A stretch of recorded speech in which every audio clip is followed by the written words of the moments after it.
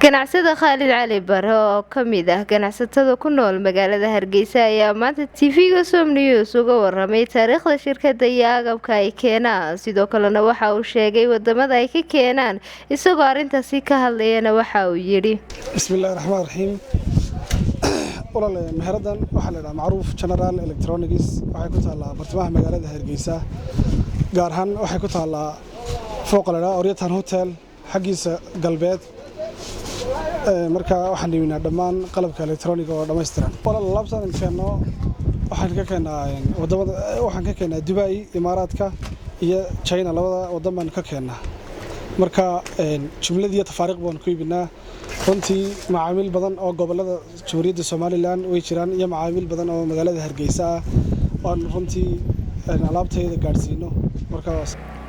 dhanka kale ganacsadaha kaniga Macruuf General Electronics ayaa maraan weydiinay qalabada ay keenaan waxa uu kaga duwan yahay kuwa kale ee magaalada Hargeysa yaala ayaa waxa uu noo sheegay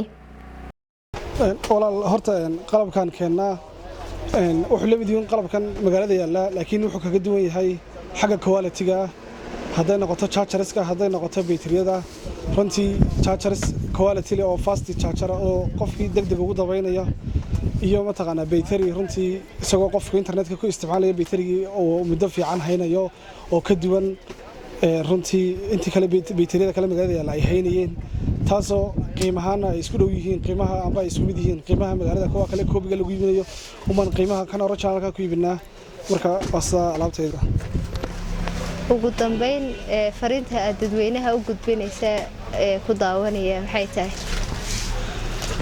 runtii aad iyo aad baan ugu mahadcelinayaa macaamiisha nagu xidhan sida gaarka ah runtii dadweynaha ku dhaqan magaalada Hargeysa iyo gobolada Soomaaliland ba waxaan leenahay gacmo furan ku soo dhawaada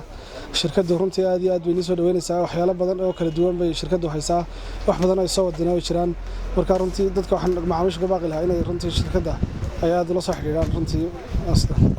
Umar Khair Jaamac Abdi wararka ganacsiga Somali News TV Hargeysa